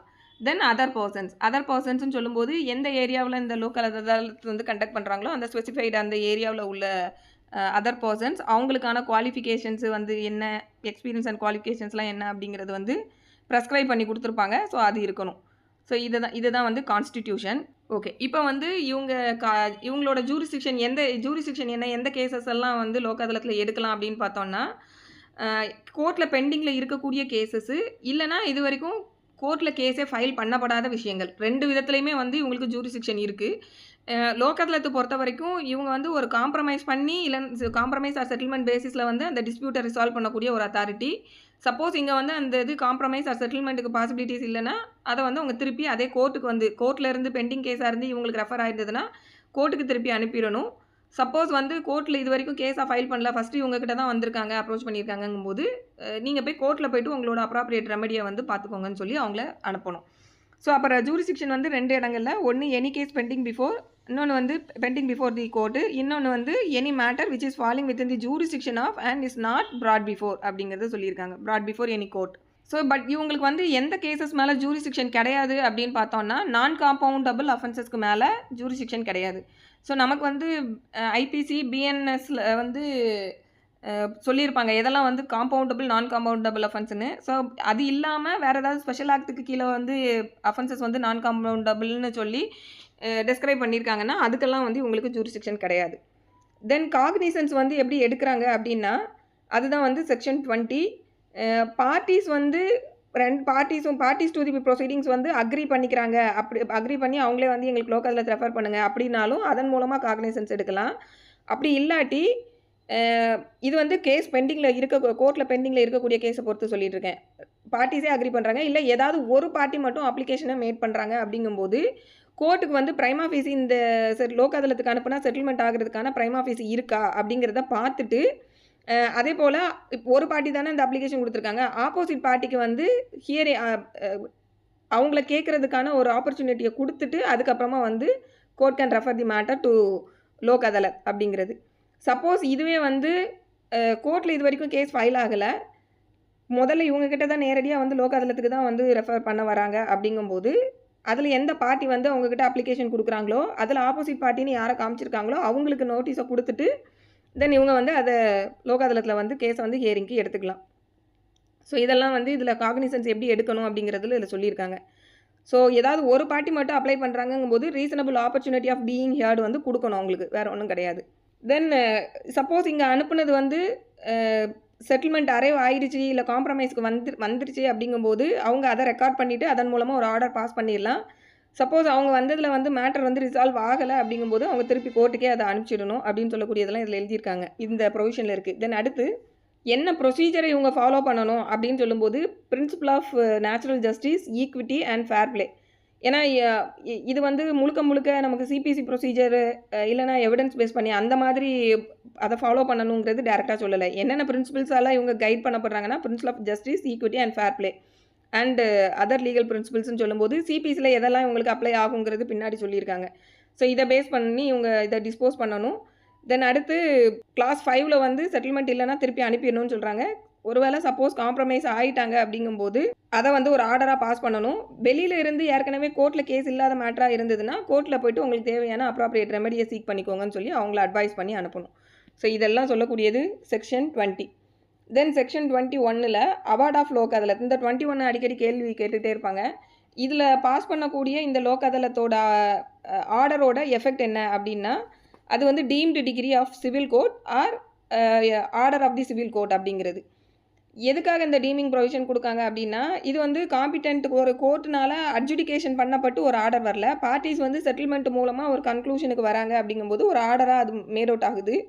ஸோ அப்போ இதுக்கு வந்து ஒரு சிவில் இந்த டீம்டு டிகிரின்னு கொடுக்கும்போது அதை எக்ஸிக்யூட் பண்ணுறதுக்கு அது ஒரு டிகிரிக்குள்ளே எஃபெக்ட் இல்லைனா ஒரு சிவில் கோர்ட் பாஸ் பண்ண ஆர்டருக்குள்ளே எஃபெக்ட்னு கொடுக்கும்போது தான் எக்ஸிக்யூஷன் பண்ணுறதுக்கு கரெக்டாக இருக்கும். ஸோ அதனால் அந்த பர்பஸ்க்காக இது வந்து deemed decree of civil court or as the case may be an order of any other court and where a compromise or settlement has been arrived at by lok adalat in a case referred to it under clause 1 of section 20, the court fee paid in such case shall be refunded in the manner provided under the court fee act. So இதில் ரொம்ப முக்கியமானது. So இந்த refund of court ஃபீன்னு வரும்போது நமக்கு நிறைய ஆக்டில் இதை வந்து கனெக்ட் பண்ணி எழுதணும். அதில் ஒரு ஆக்ட் வந்து இந்த section 21 of legal service authorities act. இதுக்கு கீழே வந்து கோர்ட்லேருந்து ஒரு கேஸ் ரெஃபர் ஆகி வருது, லோக் அதாலத்தில் வந்து அது காம்ப்ரமைஸாக செட்டில் பண்ணிக்கிட்டாங்கும்போது 100% ஆஃப் தி கோர்ட் ஃபீயை அப்படியே அவங்களுக்கு ரிட்டர்ன் பண்ணிடணும், ரீஃபண்ட் பண்ணிடணும். ஸோ இது வந்து செக்ஷன் 21. தென் கிளாஸ் 2ல் every award made by a Lok Adalat shall be final and binding on all parties to the dispute and no appeal shall lie to any court against the அவார்ட்னு சொல்லிட்டாங்க. So இதுவே final order, பார்ட்டிஸை இதுவே ஃபுல்லாக find பண்ணும், இதுக்கு மேலே எந்த விதமான அப்பீலும் போக முடியாது அப்படிங்கிறது. ஓகே, ஸோ இதில் 2-3 ஜட்ஜ்மெண்ட்ஸ், இம்பார்ட்டன்ட் ஜட்ஜ்மெண்ட்ஸ் இருக்குது. அதை நான் இப்போ லாஸ்ட்டில் இதை முடித்த உடனே சொல்கிறேன். தென் செக்ஷன் 22ல் powers of Lok Adalat and permanent Lok Adalat. இப்போ அதுக்கு அடுத்து நம்ம பெர்மனன்ட் லோக் அதாலத்னு சொல்லி சாப்டர் 6 கேபிட்டல் ஏ பார்க்க போகிறோம். ஸோ இவங்க 2 பேருக்குமான பவர்ஸ் இந்த செக்ஷன் 22ல் தான் சொல்லியிருக்காங்க. என்ன பவர்ஸ் அப்படின்னு பார்த்தோம்னா, சிவில் கோர்ட்டுக்கு இருக்கக்கூடிய பவர்ஸ் வந்து இவங்களுக்கு இருக்கும். எந்த விஷயங்களில் அப்படின்னா, இப்போ இதில் கீழே சொல்லியிருக்க இந்த விஷயங்களில் விட்னஸை வந்து சம்மனிங் பண்ணுறது, அவங்களோட அட்டண்டன்ஸை வந்து சீக் பண்ணுறது, அதுக்கப்புறம் ஓத் எடுத்துகிட்டு எக்ஸாமின் பண்ணுறதுக்கு, தென் இப்போ டிஸ்கவரி அண்ட் ப்ரொடக்ஷன் ஆஃப் டாக்குமெண்ட்டில் வந்து சிவில் கோர்ட்டுக்குள்ள பவர்ஸ் இருக்குது. தென் எவிடன்ஸை வந்து அஃபிடவிட் மூலமாக வாங்குறதுக்கான பவர்ஸும் சிவில் கோர்ட்டுக்குள்ளே பவர் இருக்குது. தென் பப்ளிக் ரெக்கார்ட் அண்ட் டாக்குமெண்ட்டை வந்து இவங்க அந்த பப்ளிக் கோர்ட்டில் இருந்தோ இல்லை வேறு ஏதாவது பப்ளிக் ஆஃபீஸில் இருந்து தேவைப்படுதுன்னா அதை கொண்டு வந்து சப்மிட் பண்ணுங்கள், ப்ரொடியூஸ் பண்ணுங்கன்னு கேட்குறதுக்கான பவர் இருக்குது. Then such other matters prescribed in the rules. So இது எல்லாமே இவங்களோட பவர்ஸு. ஸோ இந்த லோக் அதாலத்தை பொறுத்த வரைக்கும் இவங்களோட ஓன் ப்ரொசீஜரை வந்து இவங்களே வந்து எனாக்ட் பண்ணிக்கலாம். தென் இந்த லோக் அதாலத் அண்ட் பெர்மனன்ட் லோக் அதாலத் இவங்க 2 பேருமே வந்து இவங்க முன்னாடி நடக்கக்கூடிய ப்ரொசீடிங்ஸ் எல்லாமே வந்து ஜுடிஷியல் ப்ரொசீடிங்ஸாக டீம் பண்ணப்படும். எந்த பர்பஸ்க்காக அப்படின்னு பார்த்தோன்னா, section 193, 219 and 228 of Indian penal code அதோட கரஸ்பாண்டிங் ப்ரொவிஷன்ஸ் இப்போ இருக்கக்கூடிய ஆக்டில் பார்த்துக்கோங்க. ஸோ இந்த பர்பஸ்க்கு இது வந்து ஒரு ஜுடிஷியல் ப்ரொசீடிங்காக டீம் பண்ணப்படும். அதே போல் சிவில் கோர்ட்டாக இந்த 2ஐயும் வந்து சிவில் கோர்ட்டாக டீம் பண்ணப்படும். என்ன பர்பஸ்க்கு அப்படின்னு பார்த்தோன்னா, for the purpose of section 195 of chapter 26 of the code of criminal procedure. ஏன்னா இவங்க இங்கே பயன்படுத்தக்கூடிய டாக்குமெண்ட்டில் வந்து ஏதாவது ஃபோர்ஜரி டாக்குமெண்ட்டு இல்லை அங்கே கொடுக்கக்கூடிய எவிடன்ஸில் வந்து ஏதாவது சாட்சியை வந்து பொய் சாட்சி கொடுக்குறது, ஸோ இந்த மாதிரி ஏதாவது பண்ணுறாங்கன்னா அதெல்லாம் அஃபென்ஸு. அதாவது ஒரு கோர்ட் ப்ரொசீடிங்ஸில் அதெல்லாம் பண்ணும்போது அதுக்கு என்ஹான்ஸ்டு பனிஷ்மெண்ட்டுன்றதை நமக்கு அங்கே அந்த ஆக்டில் சொல்கிறாங்க. ஸோ அந்த பர்பஸ்க்காக இவங்களெல்லாம் வந்து கோர்ட்டாக நம்ம கன்சிடர் பண்ணிக்கணும் சிவில் அப்படிங்கிறது இங்கே சொல்கிறாங்க, வேறு ஒன்றும் இல்லை. அடுத்து சாப்டர் 6 கேபிட்டல் ஏல pre litigation, conciliation and settlement. இந்த ப்ரீ லிட்டிகேஷனுக்கும் லோக் அதாலத்துக்கும் இருக்கக்கூடிய டிஃப்ரென்ஸ் என்ன அப்படின்னு பார்த்தோன்னா, லோக் அதாலத்தை பொறுத்த வரைக்கும் அங்கே அனுப்பப்பட்ட அந்த கேஸ் வந்து செட்டில் ஆகலை அப்படின்னா they have to return back the case to the court, ஒன்று கோர்ட்டுக்கு. அப்படி இல்லாட்டி சப்போஸ் இது வரைக்கும் கோர்ட்டுக்கு ஃபைல் பண்ணலைன்னா they have to advise the party to seek the remedy before the appropriate ஃபோரம்ன்றது பார்த்துருக்கோம். இந்த ப்ரீ லிட்டிகேஷனை பொறுத்த வரைக்கும் இவங்க வந்து கோர்ட்டில் கேஸ் ஃபைல் பண்ணணும்னு அவசியமே கிடையாது. இவங்கக்கிட்ட டேரெக்டாகவே வந்து கேஸு வந்து ஃபைல் பண்ணுறாங்க அப்படிங்கும்போது மெரிட்டில் கூட இவங்க ஆர்டர் வந்து பாஸ் பண்ண முடியும்.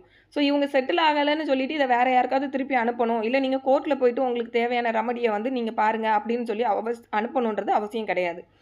ஸோ ஃபஸ்ட்டு செக்ஷன் 22 கேபிட்டல் ஏல பெர்மனன்ட் லோக் அதாலத்னா என்ன அப்படிங்கிறது என்ன சொல்கிறாங்க அப்படின்னா, பெர்மனன்ட் லோக் அதாலத்னா செக்ஷன் 22 கேபிட்டல் பிக்கு கீழே எஸ்டாப்ளிஷ் பண்ணப்பட்ட ஒரு லோக் அதாலத் தான் பெர்மனன்ட் லோக் அதாலத் அப்படின்னு ஃபஸ்ட்டு சொல்கிறாங்க. தென் அடுத்து இந்த பப்ளிக் யூட்டிலிட்டி சர்வீஸ்னால் என்னங்கிறத சொல்கிறாங்க. இது எதுக்காக அப்படின்னா, இந்த பப்ளிக் யூட்டிலிட்டி சர்வீஸ்ன்னு சொல்லி இங்கே டிஃபைன் பண்ணப்பட்டிருக்க இந்த விஷயங்கள் தொடர்புப்பட்ட டிஸ்பியூட்னா மட்டும்தான் இந்த பெர்மனன்ட் லோக் அதாலத்துக்கு வந்து அவங்க வரணும். இங்கே தான் வரணும் அவங்க. ஸோ அப்போ பப்ளிக் யூட்டிலிட்டி சர்வீஸ்னால் என்ன அப்படின்னா டிரான்ஸ்போர்ட் சர்வீஸ். அது வந்து டிரான்ஸ்போர்ட்டுன்னு சொல்லும்போது அது பை ஏராக இருக்கலாம், இல்லை ரோடாக இருக்கலாம், இல்லை வாட்டராக இருக்கலாம், எப்படினாலும் சரி. So transport service. தென் வந்து postal telegraph and telephone service. Then power light water service. அதுக்கடுத்து வந்து public conveyance and sanitation. Then hospital and dispensary and insurance service. So இந்த 6 சர்வீஸ் இதில் நமக்கு ப்ரெஸ்கிரைப் பண்ணி கொடுத்துருக்காங்க. இந்த சர்வீஸ் தொடர்புப்பட்ட விஷயங்களுக்கு இந்த பெர்மனன்ட் லோக் அதாலத்துக்கு வந்து காம்பிடன்சி இருக்குது. தென் இது இல்லாமல் சென்ட்ரல் கவர்மெண்ட்டோ இல்லை ஸ்டேட் கவர்மெண்ட்டோ வேறு ஏதாவது சர்வீஸை இதுக்குள்ளே இன்க்ளூட் பண்ணி கொடுக்குறாங்கன்னா அதுலேயும் வந்து இதில் வந்து கவர் பண்ணலாம். தென் 22 கேபிட்டல் பியில் தான் பெர்மனன்ட் லோக் அதாலத்தை வந்து எஸ்டாப்ளிஷ் பண்ணுறாங்க. ஸோ இதை யார் எஸ்டாப்ளிஷ் பண்ணுவாங்க அப்படின்னு பார்த்தோம்னா central authority and the state authority. So இவங்க 2 பேருக்கு தான் இந்த காம்பிடன்சி இருக்குது. Central authority or as the case may be every state authority shall by notification establish permanent Lok Adalat at such place and for exercising such jurisdiction in respect of one or more public utility service and for such area as may be specified in the notification. So இவங்க 2 பேரும் நோட்டிஃபிகேஷனில் வந்து establish பண்ணலாம். சரி, இதில் யாரெல்லாம் இருப்பாங்க அப்படின்னு பார்த்தோன்னா டிஸ்ட்ரிக்ட் ஜட்ஜு இல்லைன்னா அடிஷ்னல் டிஸ்ட்ரிக்ட் ஜட்ஜு, அப்படி இல்லாட்டி judicial officer higher in rank than the district judge. So இவங்களில் யாராவது ஒருத்தங்க வந்து சேர்மன் அப்படின்ற போஸ்ட்டில் வந்து இவங்க இருப்பாங்க. இது இல்லாமல் 2 அதர் பர்சன்ஸு அவங்களுக்கு அடிக்குவேட் எக்ஸ்பீரியன்ஸ் அண்டு குவாலிஃபிகேஷன்ஸ் இருக்கக்கூடியவங்க. அவங்களெல்லாம் வந்து இந்த அத்தாரிட்டிஸ் வந்து அவங்களுக்கு என்ன இருக்கணும், என்ன குவாலிஃபிகேஷன் இருக்குன்னு அவங்க சொல்லுறாங்களோ அந்த குவாலிஃபிகேஷன் இருக்கக்கூடியவங்க இதில் இருப்பாங்க. ஸோ தென் செக்ஷன் 22C வந்து இந்த பெர்மனன்ட் லோக் அதாலத்துன்னு சொல்லக்கூடிய இந்த அத்தாரிட்டி வந்து எப்படி காக்னிசன்ஸ், கேஸோட காக்னிசன்ஸ் எப்படி எடுக்கிறாங்க அப்படின்னு சொல்லி பார்த்தோம்னா பார்ட்டி டு தி டிஸ்பியூட்ஸ் வந்து நேரடியாக அவங்கக்கிட்ட போயிட்டு அப்ளிகேஷனை வந்து கொடுக்கலாம். அதுதான் ஃபஸ்ட்டு சொல்கிறாங்க. அவங்களுக்கு நடுவில் இருக்கக்கூடிய டிஸ்பியூட்டை ரிசால்வ் பண்ணுறதுக்கு எந்த பார்ட்டி வந்து நேரடியாக போய் கொடுக்கலாம். எந்த கேசஸில் இவங்களுக்கு காக்னிசன்ஸ் கிடையாது அப்படின்னு பார்த்தோம்னா matters relating to an offence not compoundable under any law. So non compoundable அஃபென்சஸில் இவங்களுக்கு காக்னிசன்ஸ் எடுக்க முடியாது. தென் அடுத்து வந்து the permanent Lok Adalat shall also not have jurisdiction in the matter where the value of the property in dispute exceeds 10 lakhs rupees. So மொத்த value of the கேஸோட வேல்யூவே வந்து 10 lakhs எக்ஸீட் ஆகுதுன்னா அப்பவும் இந்த பெர்மனன்ட் லோக் அதாலத்துக்கு வர முடியாதுன்னு சொல்கிறாங்க. ஸோ இதுவும் இப்போ ஏதாவது மாடிஃபை பண்ணியிருக்காங்களான்றது மாடிஃபை ஆயிருக்கு மேடம். ஆமாம், இன்னுமே என்ஹான்ஸ் ஆயிருக்கும்னு நினைக்கிறேன். ஸோ தென் வந்து இந்த அமௌண்ட்டை வந்து சென்ட்ரல் கவர்மெண்ட் எப்போ வேணால் மாடிஃபை பண்ணலான்றதும் ப்ரொவைடட் கிளாஸ்லேயே சொல்லியிருக்காங்க. ஸோ இதுதான் இந்த கிளாஸ் 2 ரொம்ப முக்கியம். After an application is made under subsection 1 the permanent Lok Adalat under subsection 1 to the permanent loc adalat no party to the application shall invoke jurisdiction of any court in the same dispute. Permanent Lok அதாலத்துக்கு அவங்க போய் application கொடுத்து அவங்கள approach பண்ணிட்டாங்கங்கும்போது திருப்பி அதே டிஸ்பியூட்டுக்காக அவங்க கோர்ட்டுக்கு வரக்கூடாது. அது அந்த பார் வந்து இதில் இருக்குது. இப்போ இந்த பெர்மனன்ட் லோக் அதாலத்துக்கிட்ட அப்ளிகேஷன் கொடுத்துட்டாங்க அப்படிங்கும்போது அவங்க என்னெல்லாம் பண்ணணும் அப்படிங்கிறத அந்த கிளாஸ் 3 வந்து சொல்லியிருக்காங்க. ஸோ இதில் வந்து அவங்க என்னெல்லாம் பண்ணணும் அப்படின்னா அவங்களோட இந்த 2 தரப்புக்கிட்டையும் இருக்கக்கூடிய அவங்களோட ரிட்டர்ன் வேர்ஷன்ஸ் என்னன்றதை கேட்கணும். 2 பார்ட்டிக்கிட்டையும் இருக்கக்கூடிய டாக்குமெண்ட்ஸ் அவங்க எதையாவது ரிலை பண்ணுறாங்கன்னா அந்த டாக்குமெண்ட்ஸ் எல்லாத்தையும் கொண்டு வந்து சப்மிட் பண்ண சொல்லணும். அதுக்கப்புறமா வந்துட்டு அடிஷ்னலாக திருப்பியும் வந்து ஏதாவது ரிட்டர்ன் வேர்ஷன் வந்து கொடுக்கணும் அப்படின்னு நினைக்கிறாங்க அப்படின்னா அந்த ரிட்டர்ன் ஸ்டேட்மெண்ட் கொடுக்கணும்னு நினைக்கிறாங்கன்னா அதுவும் கூட அவங்க கொடுக்குறதுக்கு பெர்மிட் பண்ணலாம். ஸோ இதெல்லாம் அதுக்கப்புறம் 2 பார்ட்டிஸையும் அவங்க தாக்கல் பண்ணின விஷயங்கள் இவங்க தாக்கல் பண்ண விஷயங்கள் 2ஐயும் வந்து ஆப்போசிட் பார்ட்டிக்கு வந்து சர்வ் பண்ணிவிட்டு எவிடன்ஸ் தேவைப்படக்கூடிய டாக்குமெண்ட்ஸ் எவிடன்ஸ் எல்லாம் வச்சு பார்ட்டியை வந்து செட்டில்மெண்ட் மூலமாக காம்ப்ரமைஸ் பண்ணுறதுக்கு இவங்க வந்து நெகோஷியேட் பண்ணி அதன் மூலமாக நீங்கள் இதை சுமூகமாக பிரச்சனையை தீருங்க அப்படின்னு சொல்லி அட்வைஸ் பண்ணணும். ஸோ இது எல்லாமே இதில் இருக்குது. அதாவது கன்சிலியேஷன் ப்ரொசீடிங்ஸ் தான் may require any party to application to file additional statement before it at any stage of the conciliation proceeding. Then documents எல்லாத்தையுமே ஆப்போசிட் பார்ட்டிக்கு கம்யூனிகேட் பண்ணணும், அவங்களுக்கு சர்வ் பண்ணணும். அடிஷ்னல் ஸ்டேட்மெண்ட் கொடுக்குறாங்க அப்படின்னா அதுக்கான ரிப்ளை வந்து எதிர்த்தரப்புலேருந்து கொடுக்கணுன்றாங்கன்னா அதுக்கும் வந்து இவங்க பெர்மிட் பண்ணலாம். ஸோ இதெல்லாம் சொல்லி முடிச்சதுக்கப்புறமா during conduct of conciliation proceeding under subsection 4 assist the parties in their attempt to reach an amicable settlement of the dispute in an independent and impartial manner. இதுதான் முக்கியம். ஸோ இவங்களோட ஃபஸ்ட்டு டியூட்டி என்ன அப்படின்னா மேலே சொன்ன எல்லாத்தையும் பேப்பர்ஸ் எல்லாம் வாங்கி 2 பேருக்கும் சர்வ் பண்ணி எல்லாம் முடிச்சதுக்கு அப்புறமா பார்ட்டிஸை அசிஸ்ட் பண்ணணும். எதுக்குன்னா அமிக்கபிள் செட்டில்மெண்ட்டுக்கு அசிஸ்ட் பண்ணணும். அது வந்து இண்டிபெண்டண்ட்டாகவும் இம்பார்ஷியல் மேனர்லையும் இவங்க இதை பண்ணணும். சரி, இப்போ சப்போஸ் வந்து அந்த மாதிரி அவங்க கோஆப்ரேட் அதே போல் இந்த பார்ட்டிஸை பொறுத்த வரைக்கும் இதில் குட் ஃபெய்த்தில் வந்து இந்த அந்த பிரச்சனையை வந்து ரிசால்வ் பண்ணுறதுக்கு பார்ட்டிஸும் வந்து கோஆப்ரேட் பண்ணணுங்கிறதையும் சொல்கிறாங்க. அவங்ககிட்ட இருக்கக்கூடிய எவிடன்ஸ் கொடுக்கணும், கோஆப்ரேட் பண்ணணும். தென் ஃபைனலாக சப்போஸ் வந்து கன்சிலியேஷன் ப்ரொசீடிங்ஸ் வந்து ஃபெயில் ஆகுது அப்படிங்கும்போது அந்த இடத்துலேருந்து இவங்க மெரிட்லையும் ஆர்டர் பாஸ் பண்ணுறதுக்கு இந்த அத்தாரிட்டிக்கு வந்து காம்பிடன்சி இருக்குது. ஸோ கிளாஸ் 7ல் wherein permanent loc adalat in the aforesaid conciliation proceeding is of opinion that there exists element of settlement in such proceeding which may be acceptable to the parties, it may formulate the terms of a possible settlement of the dispute and give to the parties concerned for their observation, and in case the parties reach at an agreement on the settlement of the dispute, they shall sign the settlement agreement and the permanent loc adalat shall pass an award in terms thereof and furnish a copy to the same to each of the parties concerned. So இது வந்து அவங்க 2 பேரையும் அமிக்கபிளாக செட்டில்மெண்ட்டுக்கு பண்ணுங்க அப்படின்னு சொல்கிறத அவங்க accept பண்ணுறாங்கங்கும்போது இதை எல்லாத்தையும் இந்த பெர்மனன்ட் லோக் அதில் வந்து பண்ணிவிட்டு அதுக்கப்புறமா அந்த ஆர்டர் எடுத்து அதில் பார்ட்டிஸ் கிட்ட சைன் வாங்கணும்.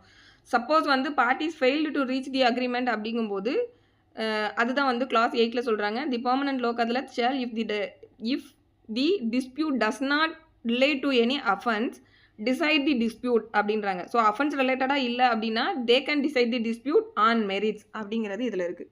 பட் இவங்க மேலே வந்து நம்ம பார்த்த லோக் அதாலத் வந்து அவங்க ஆன் மெரிட்ஸ்லலாம் கேஸை டிசைடே பண்ணவே முடியாது. தென் அடுத்து செக்ஷன் 22 கிளாஸ் டியில் இவங்களோட ப்ரொசீஜர் என்ன அப்படிங்கிறத சொல்லியிருக்காங்க. ஸோ ப்ரொசீஜர் என்ன அப்படின்னா பிரின்சிபல் ஆஃப் நேச்சுரல் ஜஸ்டிஸை வந்து ஃபாலோ பண்ணணும். அதுக்கப்புறம் ஃபேர் ப்ளே, ஈக்விட்டி இதெல்லாம் வந்து ஃபாலோ பண்ணணும். They are not bound by CPC or evidence act. இது வந்து 22Dயில் சொல்லியிருக்காங்க.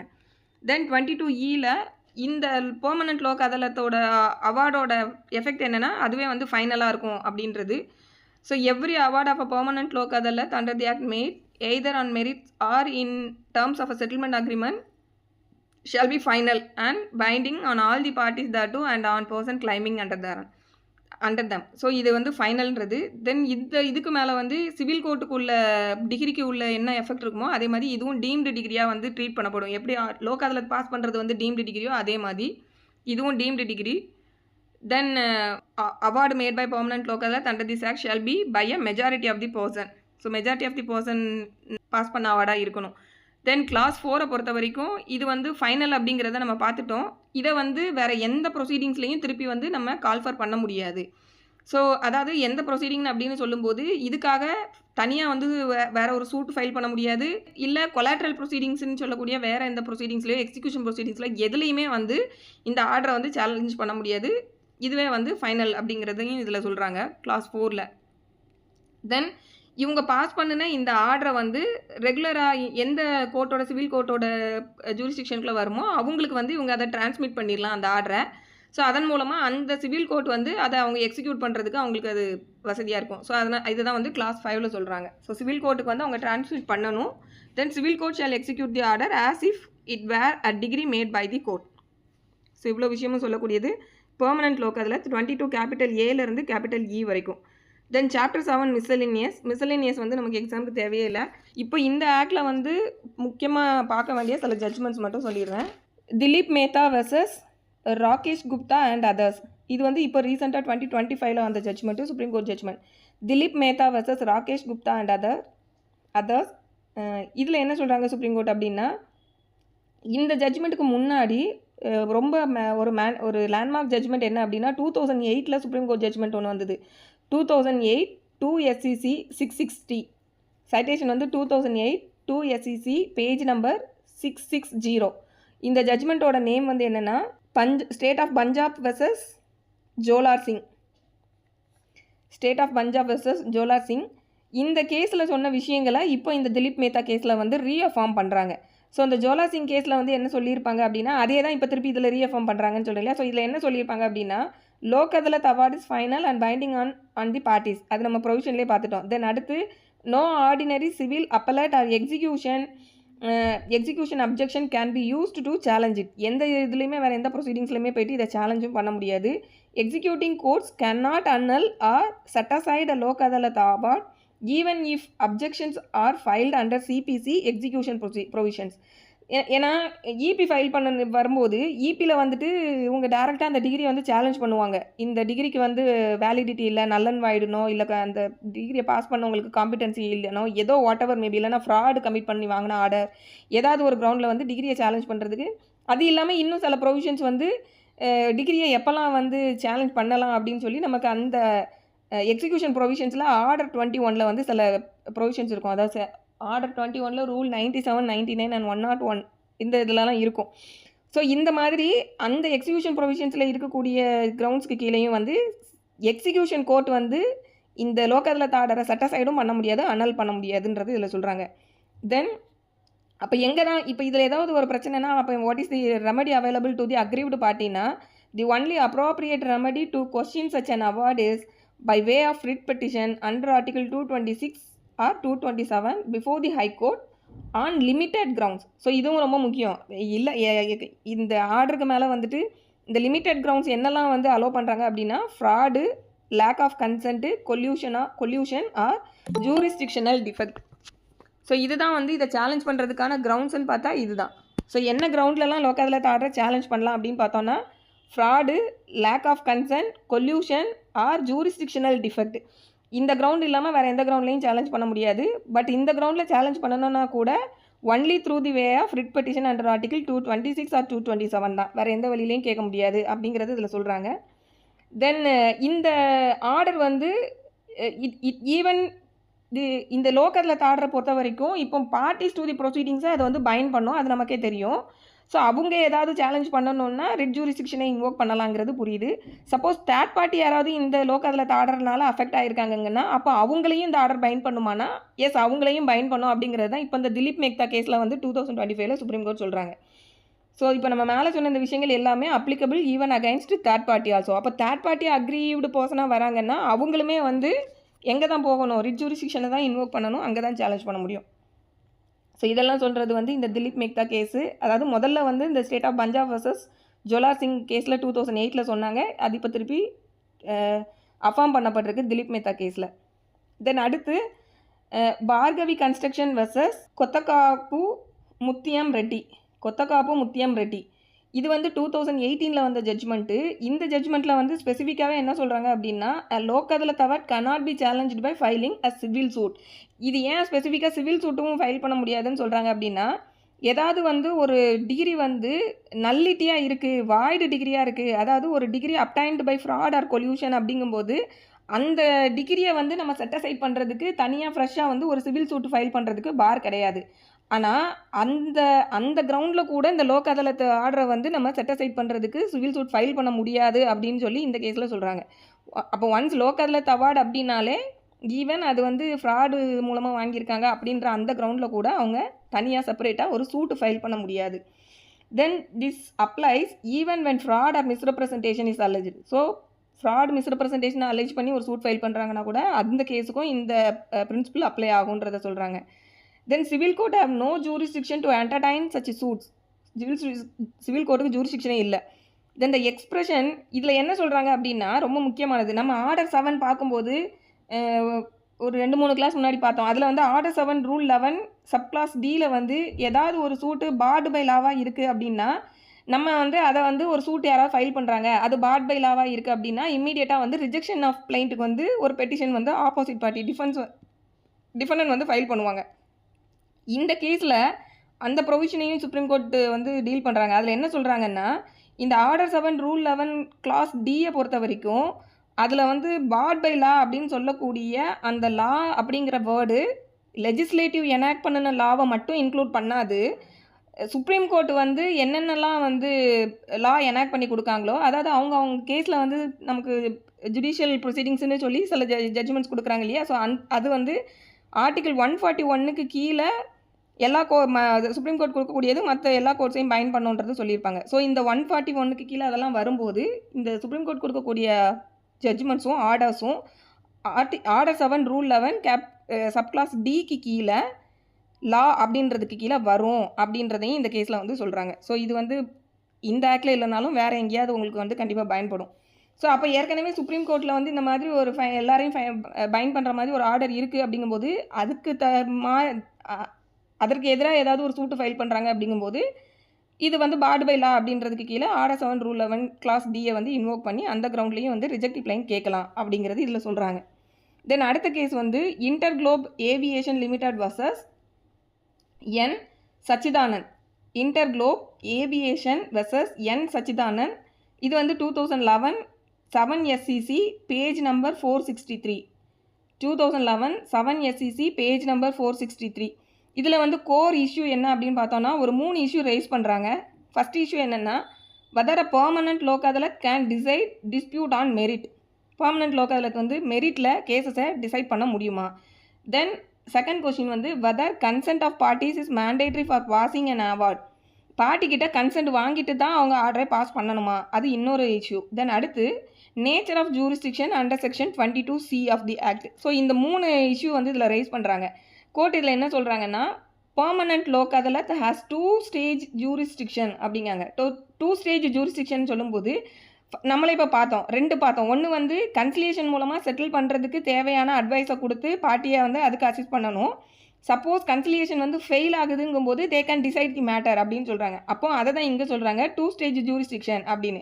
ஒன்று கன்சிலியேஷன் ஸ்டேஜ், இது வந்து similar to mediation and no adjudication at the stage. So இந்த ஸ்டேஜில் வந்து அவங்க எந்த அட்ஜுடிகேஷனும் பண்ணுறதில்ல. தென் அடுத்தது வந்து அட்ஜுடிகேட்டரி ஸ்டேஜ். இந்த அட்ஜுடிகேட்டரி ஸ்டேஜ் வந்து எப்போ வரும்னா கன்சிலியேஷன் அந்த செட்டில்மெண்ட்டுக்கு அவங்க பண்ணக்கூடிய அந்த இது வந்து ஃபெயில் ஆகும்போது அட்ஜுடிகேட்டரி ஸ்டேஜ் வந்து வரும். ஸோ இஃப் கன்சிலியேஷன் ஃபெயில்ஸ்னா இந்த permanent Lok Adalat can decide the dispute on merit அப்படிங்கிறது இதில் சொல்கிறாங்க. தென் கன்சென்ட்டை பொறுத்த வரைக்கும் consent is not required at adjudication stage அப்படிங்காங்க. ஸோ இதுவும் அமிக்கபிளாக செட்டில் பண்ணுங்க அப்படின்னு சொல்லும்போது தான் 2 பார்ட்டியும் அமிக்கபிளாக செட்டில்மெண்ட்டுக்கு வராங்களா அப்படிங்கும்போது அந்த ஸ்டேஜுக்கு தான் பார்ட்டியோட கன்சென்ட் தேவையை தவிர்த்துட்டு சப்போஸ் வந்து அந்த அமிக்கபிள் செட்டில்மெண்ட்டுன்றதே ஃபெயிலியர் ஆகுது, அட்ஜுடிகேட்டரி ஸ்டேஜுக்கு இவங்க போகிறாங்க அப்படிங்கும்போது அந்த இடத்துல பார்ட்டிஸோட கன்சென்ட் வந்து இந்த பெர்மனன்ட் லோக் அதாலத்துக்கு தேவை கிடையாது அப்படின்றத இதில் சொல்கிறாங்க. Then it is a hybrid body. அதாவது ஹைப்ரிட் பாடினா 2 இது பண்ணுறாங்க. ஒன்று கன்சிலியேஷன் இது பாடியாகவும் இருக்காங்க, இன்னொன்று அது ஃபெயிலியர் ஆகுதுன்னா அட்ஜுடிகேஷன் பாடியாகவும் வராங்க. Then adjudicatory power comes when conciliation fails. Then இவங்க வந்து சிபிசி அண்ட் எவிடன்ஸ் ஆக்ட்னால இவங்க பவுண்ட் பண்ணப்படல, நேச்சுரல் ஜஸ்டிஸை வந்து இவங்க ஃபாலோ பண்ணணும். ஸோ இதெல்லாம் சொல்லக்கூடியது இந்த InterGlobe Aviation Limited versus N Sachidanand. Then அடுத்து ரொம்ப முக்கியமான ஜட்ஜ்மெண்ட் ரிப்பீட்டடாக ஏர்லியர் கொஷின்ஸில் நிறைய இதில் நம்ம பார்த்துருப்போம். Afcons Infrastructure Limited versus Cherian Varkey Construction Company Private Limited. Afcons Infrastructure Limited versus Cherian Varkey Construction Company Private Limited. இது வந்து 2010 8 SCC பேஜ் நம்பர் 24. ஸோ இதில் என்ன அப்படின்னா சிவில் கோர்ட்டில் வந்து நமக்கு சிபிசிக்கு கீழே செக்ஷன் 89ல் கோர்ட்டுக்கு வந்து ஒரு காம்பிடன்சி இருக்கும். அதாவது ஆல்டர்னேட்டிவ் டிஸ்பியூட் ரெசல்யூஷன் சொல்லக்கூடிய ஏதாவது ஒரு மெத்தடுக்கு கேஸை ரெஃபர் பண்ணுறதுக்கு கோர்ட்டுக்கு காம்பிடன்சி இருக்கும். ஸோ அதையும் இந்த லீகல் சர்வீஸ் அத்தாரிட்டிஸ் ஆக்டையும் சேர்த்து பார்த்து இதில் என்ன சொல்கிறாங்கன்னா the court can refer parties to ADR even without concern accept arbitration and conciliation. So இதெல்லாமே இதில் செட்டில் பண்ணப்பட்ட விஷயங்கள். செக்ஷன் 89 ஆஃப் சிபிசியை வந்து கோர்ட் இன்வோக் பண்ணுறாங்க, அதில் ஏடிஆர் சிஸ்டத்துக்கு கீழே வந்து கேஸை வந்து ரெஃபர் பண்ணுறாங்க. அப்படிங்கும்போது ஆர்பிட்ரேஷன் அண்ட் கன்சிலியேஷன் மெத்தடை வந்து சூஸ் பண்ணுறாங்கங்கும்போது தான் பார்ட்டிஸோட கன்சென்ட் வந்து 2 பார்ட்டிஸோட கன்சென்ட்டும் இருந்தால் தான் அதுக்கு அனுப்ப முடியும். மற்ற ஏடிஆர் சிஸ்டத்தில் மற்ற வேறு இதுக்கெல்லாம் வந்து கன்சென்ட் தேவையில்லை அப்படின்னு சொல்கிறாங்க. So except arbitration and conciliation பார்ட்டிஸோட கன்சென்ட் தேவையில்லை. அதாவது இப்போ நம்ம லோக் அதாலத்துக்கு அனுப்புறது இல்லைனா வேறு ஏதாவது வந்து செட்டில்மெண்ட்டுக்கு வந்து நெகோசியேஷன் ப்ரொசீடிங்ஸ்க்கு அனுப்புறதுக்கெலாம் இது தேவையில்லை. தென் அடுத்து எந்தெந்த கேஸுக்கெல்லாம் வந்து இந்த ஏடிஆர் வந்து ஃபிட்டு அப்படிங்கிறத எதுக்கெல்லாம் ஃபிட்டு எதுக்கெல்லாம் ஃபிட் இல்லை அப்படின்றத சொல்கிறாங்க. எந்தெந்த கேஸஸ்க்கெலாம் ஃபிட் ஃபார் ஆல்டர்னேட்டிவ் டிஸ்பியூட் ரெசல்யூஷன்னா family dispute, property dispute between family members, then partnership disputes, then commercial and contractual disputes, then consumer disputes. அடுத்து டார்ட்ஸ் கிளைம்னா நம்ம எம்சிஓபி கேசஸ்லாம் வருது இல்லையா ரெகுலராக, அது. ஸோ இதெல்லாமே வந்து இந்த கேசஸ் எல்லாம் ஆல்டர்னேட்டிவ் டிஸ்பியூட் ரெசல்யூஷனுக்கு அனுப்பலாம் அப்படின்னு சொல்கிறாங்க. எதெல்லாம் அனுப்பக்கூடாதுன்னா serious allegation of fraud, forgery, impersonation, criminal offense, public interest litigation, then election dispute, then cases involving statutory right in rem, then matter requiring authority of judicial pronouncement. So இதெல்லாம் வந்து refer பண்ணக்கூடாது அப்படிங்கிறதையும் இதில் சொல்கிறாங்க. தென் அடுத்து செக்ஷன் 89 பொறுத்த வரைக்கும் அது மேண்டேட்ரி ப்ரொவிஷனாக கோர்ட்டுக்கு அப்படின்னா கண்டிப்பாக வந்து ப்ளீடிங்ஸ்ன்னு சொல்லக்கூடிய ஸ்டேஜ் முடிஞ்ச உடனே, ப்ளீடிங்ஸ்ன்னு சொல்லும்போது பிளைண்ட் ஃபைல் பண்ணி ரிட்டர்ன் ஸ்டேட்மெண்ட்டும் ஃபைல் பண்ணதுக்கப்புறம் ஆர்டர் 10 ரூல் 1 கேபிட்டல் ஏயை இன்வோக் பண்ணணும். ஆர்டர் 10 ரூல் 1 கேபிட்டல் ஏ என்னென்னா பார்ட்டிஸ் கிட்ட இருந்து எது அட்மிஷன் அண்ட் டினையலுக்காக பார்ட்டியை கூப்பிட்டு கேட்குறது. ஸோ அதையும் அந்த ஸ்டேஜை முடிச்சதுக்கு அப்புறமா இஷ்யூஸை வந்து ஃப்ரேம் பண்ணுறதுக்கு முன்னாடி கோர்ட் மேண்டேட்ரியாக வந்து இந்த செக்ஷன் 89 இன்வோக் பண்ணணும் அப்படிங்கிறத ஃபஸ்ட்டு சொல்கிறாங்க. ஸோ அதுதான் after completion of pleading and after seeking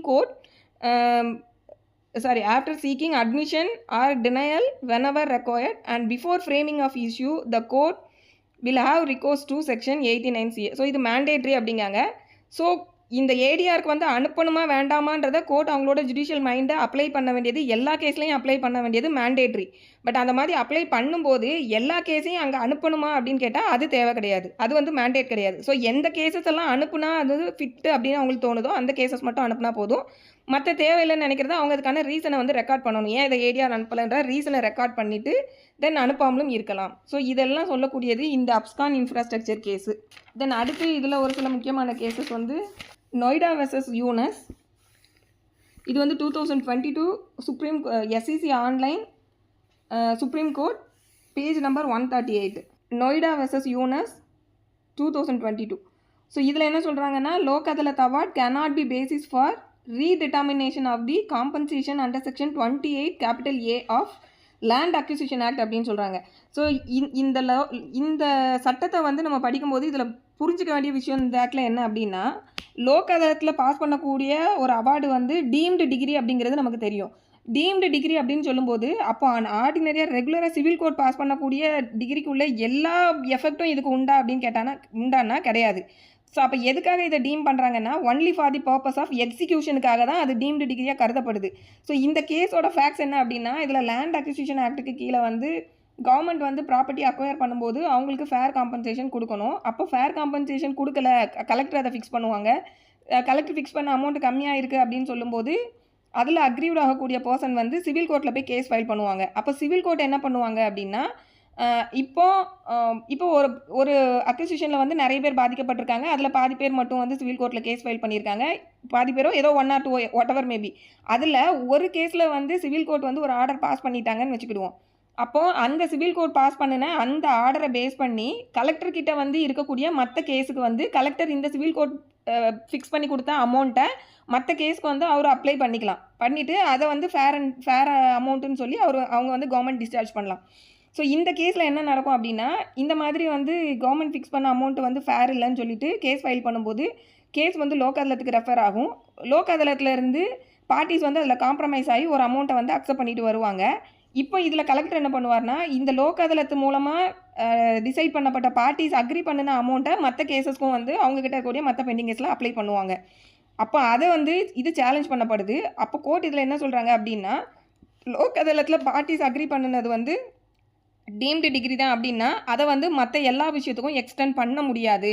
so அது வந்து அந்த 2 பார்ட்டிஸும் ஒத்துக்கிட்டாங்க அந்த அமௌண்ட்டுக்கு. ஸோ அதை அப்படியே மற்ற கேஸஸ்க்கு வந்து கலெக்டர் அப்ளிகபிள் பண்ணி அது மற்றவங்களுக்கு அந்த அமௌண்ட்டை கொடுக்க முடியாது. அது வந்து ப்ராப்பராக சிவில் கோர்ட்டில் அட்ஜுடிகேட் பண்ணப்பட்டிருக்கணும். இங்கே டிஃப்ரென்ஸ் என்னென்னா, சிவில் கோர்ட்டுக்கும் இந்த லோக் அதாலத்துக்கும் என்னென்னா, சிவில் கோர்ட்டில் வந்து எல்லாமே அட்ஜுடிகேட் பண்ணப்படுது. கோர்ட் வந்து அதை அட்ஜுடிகேட் பண்ணுறாங்க. பட் இங்கே அந்த அட்ஜுடிகேட்டிங் ப்ராசஸ் கிடையாது.